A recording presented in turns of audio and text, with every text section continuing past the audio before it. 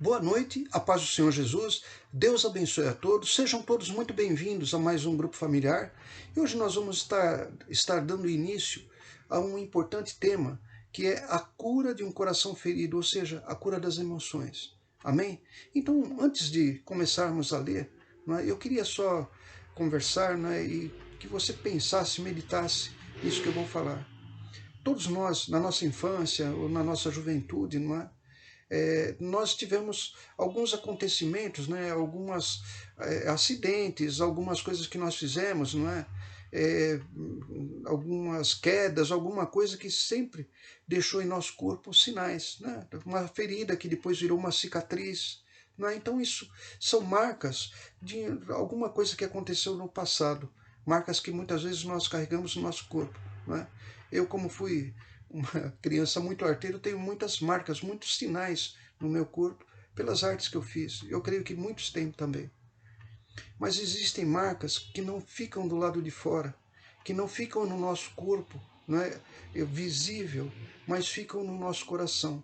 Então são marcas de rejeição, marcas de complexos, marcas de injustiças, marcas, enfim, de sofrimentos, coisas que marcaram o nosso coração. Isso não fica visível do lado de fora, mas não significa dizer que não existam. Será que essas marcas elas podem impedir uma pessoa de alcançar os resultados que ela deseja, alcançar as promessas de Deus na sua vida, vencer em todas as áreas? Será que uma pessoa que tem essas marcas no seu coração, que afetam a sua emoção, elas podem impedir de ter uma felicidade plena? Nós vamos ver isso, e nós vamos tratar disso pela palavra de Deus.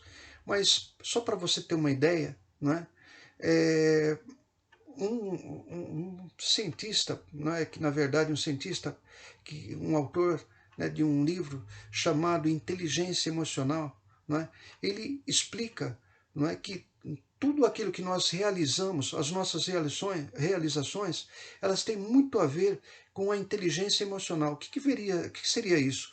A forma como nós lidamos com as emoções, a forma como nós reagimos no dia a dia.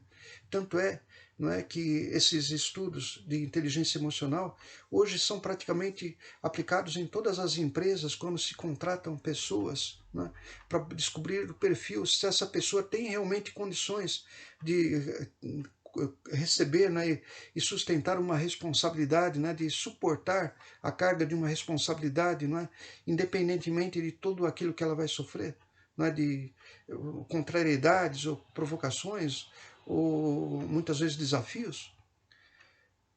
Com certeza, a nossa emoção ela diz muito a respeito daquilo que nós conseguimos.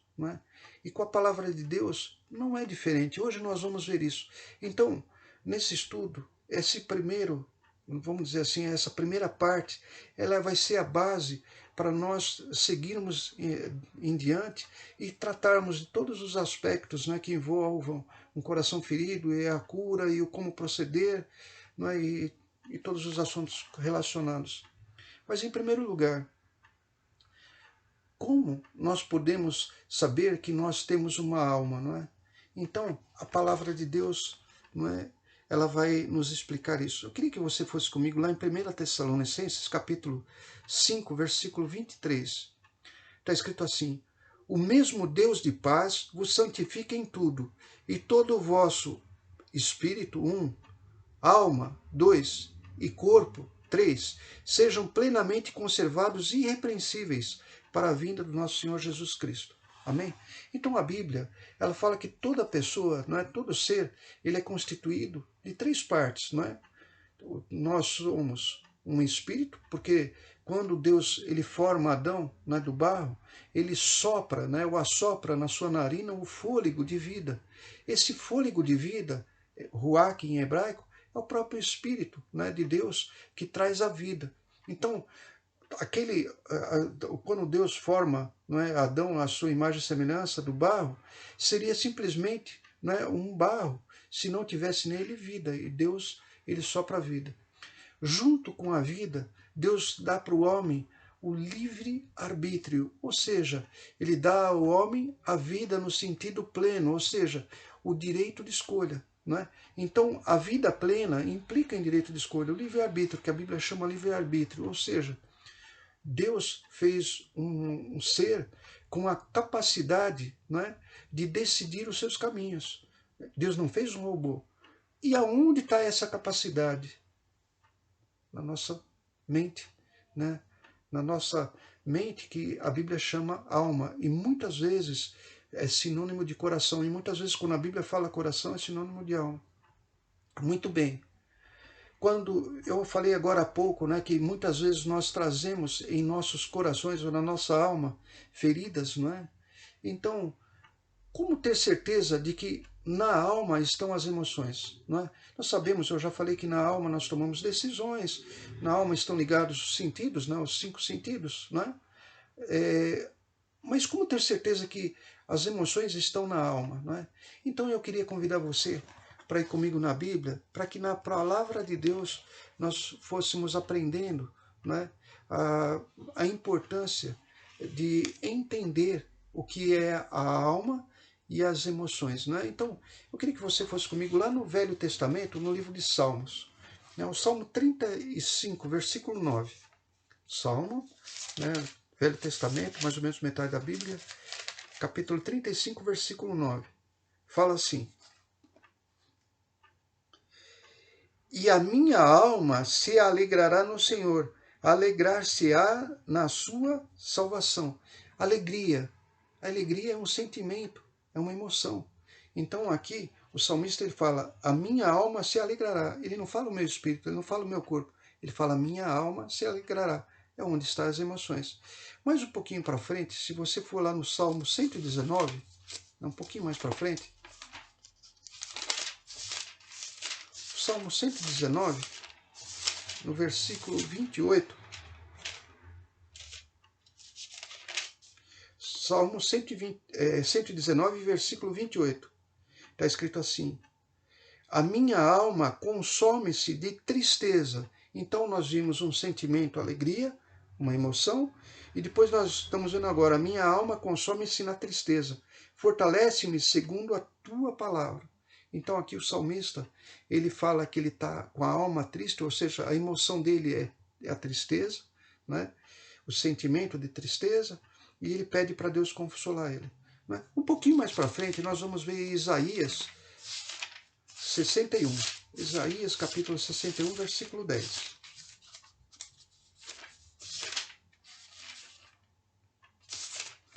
Isaías 61, versículo 10 fala assim: regozijar-me-ei, né? Regozijar-me-ei, né? Ou seja, eu vou ficar muito feliz, muito alegre, né? Regozijar-me-ei muito no Senhor. A minha alma se alegra no meu Deus. A minha alma se alegra. Alegria, sentimento, emoção. A minha alma se alegra no Senhor Deus, porque me vestiu de vestidos de salvação, me cobriu com manto de justiça, como um noivo que se adorna com atavios, né, ou enfeites, como noiva que se enfeita com as suas joias. Amém? Vamos um pouquinho mais para frente, vamos ver mais um relato aqui, em Jeremias capítulo 13. Jeremias capítulo 13, um pouco para frente lá de Isaías. Jeremias capítulo 13, versículo 18. A palavra de Deus diz assim: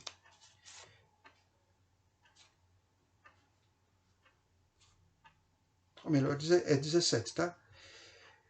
Jeremias capítulo 13, versículo 17. E se isto não ouvides, a minha alma chorará em lugares ocultos, por causa da vossa soberba, e amargamente, olha só, chorarão os meus olhos, e se desfarão em lágrimas, porquanto o rebanho do Senhor foi levado cativo.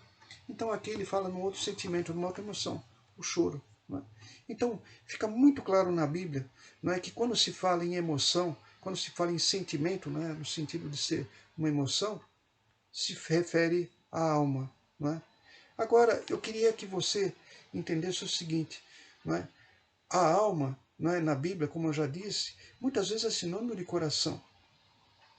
E eu queria que você fosse comigo agora, lá no Salmo 147, né? Salmo 147, eu queria ler com você, né, o versículo 2 e o versículo 3. Salmo 147, né, voltamos um pouquinho. Versículo 2 fala assim: O Senhor edifica Jerusalém, congrega os dispersos de Israel, sara os quebrantados de coração. Os quebrantados de coração significa aqueles que têm o coração compadecido, aqueles que estão tristes, né? Emoção. E liga-lhes as feridas, não é? Na versão, né, eu acabei de ler a versão revista e corrigida, mas na Bíblia, que a versão é a nova versão internacional, fala assim: só ele cura um coração quebrantado e cuida de suas feridas. Quando nós pensamos, não é, nos homens de Deus, não é, que a Bíblia relata, nós vemos assim que tudo que eles fizeram, não é, eles fizeram com base em uma emoção controlada, não é? Ou seja, uma emoção, assim como nós falamos, né? Uma emoção com inteligência, ou seja, sabendo reagir da forma correta no momento correto. Não é? Esse equilíbrio da emoção, ele vem através da busca que eles fazem a Deus e de suas atitudes.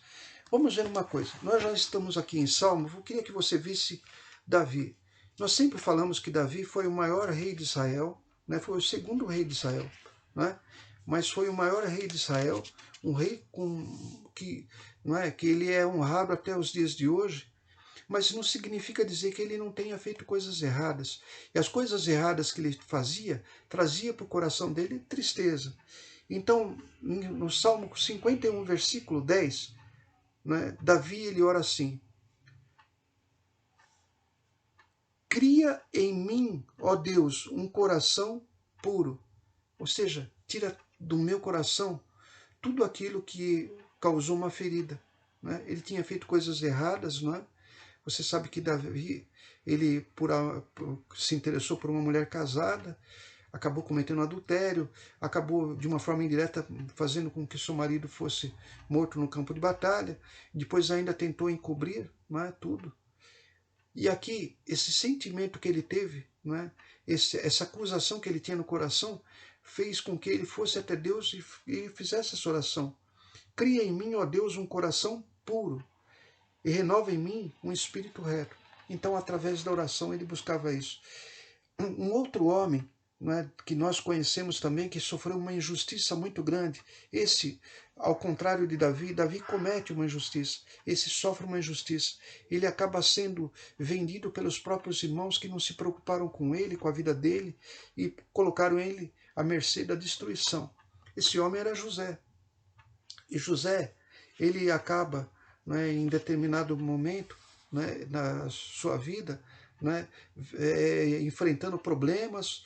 Ele acaba, né, numa terra estranha, que é o Egito, né, onde ele não tinha conhecido, mas Deus estava com ele, né, e faz com que ele, mesmo naquele lugar, ele vença. Mas para que ele pudesse vencer, é evidente, não é, pela leitura, que José, ele não guardava rancor, ele tinha um coração que ele curava, não é? E ele mantinha esse coração sempre sadio. Todas as feridas do coração de José eram curadas. José foi vendido pelos seus irmãos, não é? José foi esquecido pelas pessoas que ele tinha ajudado no cativeiro, não é? Mas mesmo assim, ele nunca perdeu a alegria. Por quê? Porque ele tinha um coração, né, curado. Né? E aqui, quando nós falamos no segredo da vitória, né, de José, né, no Egito, né, nós vamos ver aqui quando ele fala, né, assim, a razão, quando ele fala o porquê que ele venceu, né, qual a causa dele ter vencido todas as batalhas, todas as dificuldades. Preste muita atenção que isso tem muito a ver com o emocional. Porque aqui, quando ele teve os seus dois filhos, olha que ele pôs o nome no primeiro. Eu estou lendo Gênesis, capítulo 41, versículo 51. Gênesis, né, o primeiro livro da Bíblia, né? Capítulo 41, versículo 51. E chamou José o nome do primogênito Manassés, porque disse: Deus me fez esquecer de todo o meu trabalho e de toda a casa do meu pai. Deus me fez esquecer de todo o meu trabalho e todas as injustiças. Ele soube curar o seu coração, ele soube curar os seus sentimentos, curar a sua emoção. No versículo 52, ele fala o nome do segundo filho. E o nome do segundo chamou Efraim, porque disse: Deus me fez crescer na terra da minha aflição. Então, José, com certeza, ele era uma pessoa que tinha uma inteligência emocional, traduzindo isso nos dias de hoje, a ponto dele conviver com injustiça, com decepções, com marcas do passado, com injustiças e opressões, né, e talvez complexos, mas mesmo assim saber, né, lidar com tudo isso, cuidando do seu coração, e assim sendo ele vencia. Quando nós falamos em cura da alma, quando nós falamos em cura das emoções, nós estamos falando muito mais do que vencer nas áreas profissionais, nas áreas sentimentais, nas áreas da nossa vida. A cura do coração é necessária para que nós possamos ter fé, não é? Quando nós temos um coração ferido, né, isso pode dificultar, por exemplo, nós perdoarmos, que é uma das condições para nossas orações serem atendidas. Né? Um coração que é ferido e que não sabe tratar as marcas do passado, que não sabe como fazer para se livrar de tudo aquilo, ele tem dificuldades, por exemplo, de confiar, porque ele já sofreu uma decepção, já sofreu talvez uma injustiça, talvez ele tenha sido enganado, não é? Talvez ele tenha sido traído, então ele tem dificuldade. Como que ele pode confiar na palavra de Deus, não é? Como que ele pode confiar, por exemplo, no pai, não é? Deus se identificando como um pai, se o seu pai foi uma pessoa que não trouxe para ele uma boa referência. Isso tudo está no coração. Não é uma marca, como eu disse, no corpo, mas é uma marca da alma, uma marca que fica dentro do nosso coração e só nós sabemos. E isso, sim, isso impede nós de vencermos. José, ele revela que o motivo dele vencer é porque ele confiava em Deus, ele era um homem que praticava as coisas, né, que ele sabia que eram as coisas de justiça e sabia perdoar. Não é? Muito bem.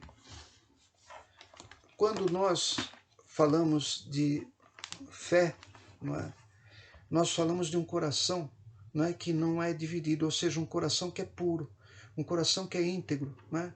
E um coração puro, um coração que é íntegro, ele é um coração que não é doente, ele não tem feridas, ele não tem as marcas que impedem ele de crer totalmente. Quando Tiago, não é? Eu queria que você fosse comigo lá em Tiago, né? Tiago é Novo Testamento, né? Você vai passar Hebreus, né? E você vai no livro de Tiago, no capítulo 1, versículo 5, Tiago fala assim, estou lendo Tiago, Novo Testamento, capítulo 1, versículo 5. E se alguém ou algum de vós tem falta de sabedoria, peça a Deus, que a todos dá liberalmente, ou seja, dá sem cobrar nada, dá gratuitamente. E o não lança em rosto, e se-lhe-á dado. Então, tudo que você pedir, né, por exemplo, sabedoria, Deus vai te trazer. Mas aqui ele faz uma advertência. Peça, porém, com fé. Olha só a advertência que Tiago faz. Não duvidando, porque o que duvida é semelhante à onda do mar, que é levada pelo vento e lançada de uma para outra parte. Então aqui Tiago, ele fala a respeito da dúvida. E aonde está a dúvida? Na alma. Né? A dúvida está no entendimento, a dúvida está no sentimento.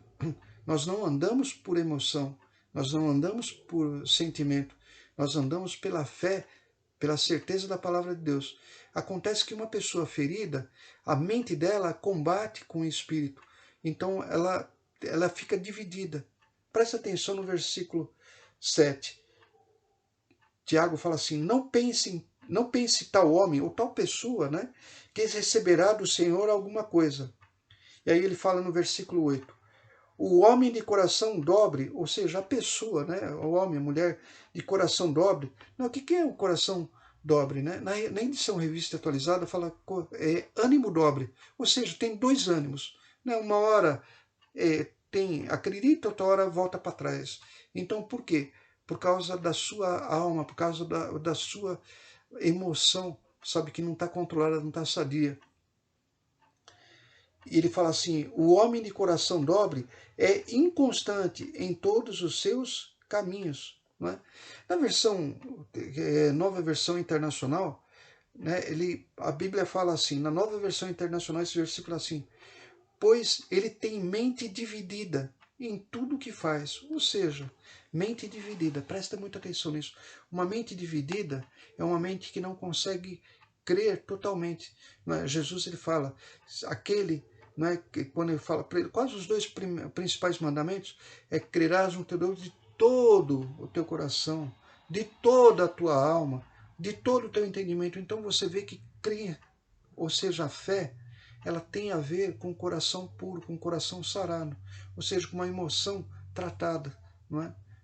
E é isso que nós vamos ver, não é? Em todos esses grupos familiares, nós vamos talvez estar focando, não é? Em alguns aspectos e como lidar com algumas coisas na vida. Amém? Eu espero que você tenha entendido, não é? E que a gente possa voltar lá para os Salmos e sempre ter que Deus, não é? Ele tem interesse em curar as nossas emoções. É Ele que é interessado, Ele sabe a importância disso. Então, se nós voltarmos, formos lá no Salmo 147, né? Vamos voltar, preste atenção. Aqui o salmista fala assim, eu estou lendo o Salmo 147, versículo 2 e 3, vou reler.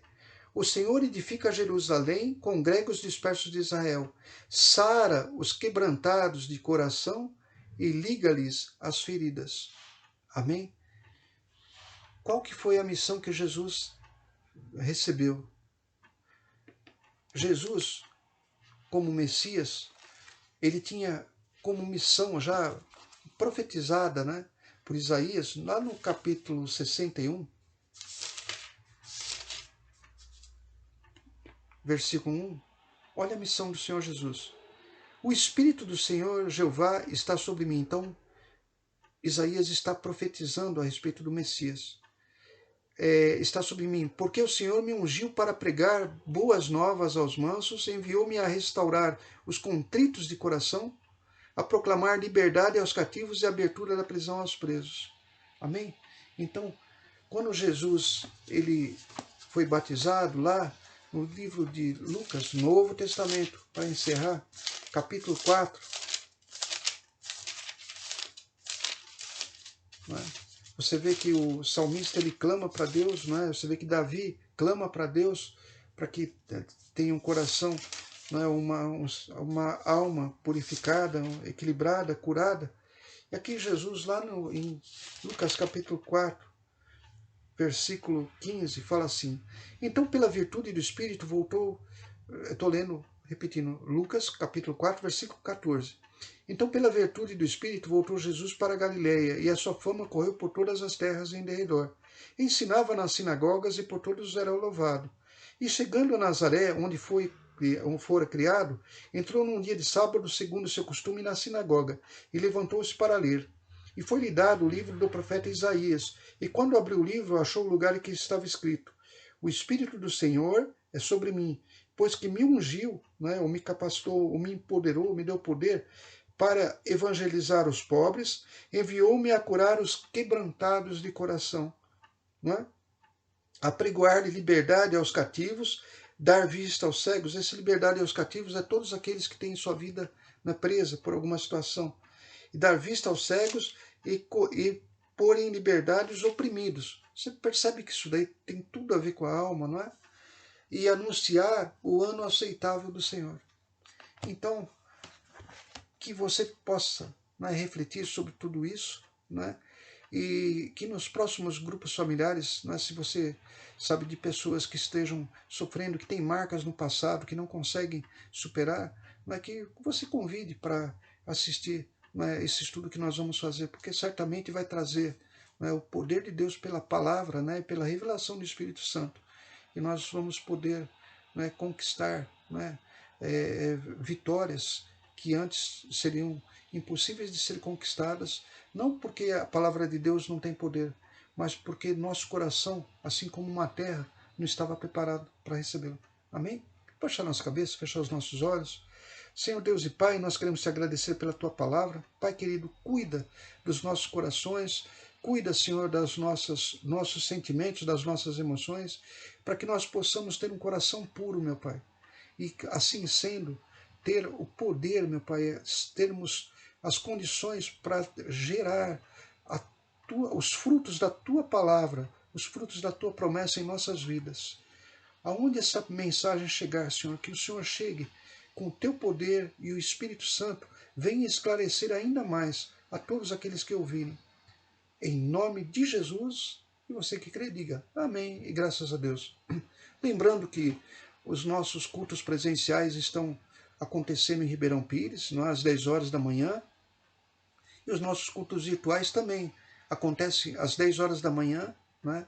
E eles ficam gravados. Então tem o link, né, tanto dos cultos, quanto do grupo familiar, quanto das lives, fica o link, não é, sempre gravado. Então, ainda que aquelas pessoas que vão no culto presencial, eles podem, depois, durante a semana ou mais tarde, não é, rever ou ver, não é, quantas vezes quiser, todas as mensagens que foram dadas. Então, que você possa, não é, cada vez mais conhecer a palavra de Deus, né, de uma forma mais simples, né, e que você também não esqueça, né, que na próxima semana, às 20 horas, nós vamos dar continuidade nesse tema. Deus abençoe a todos, uma boa noite e até a próxima reunião, o próximo domingo, em nome de Jesus.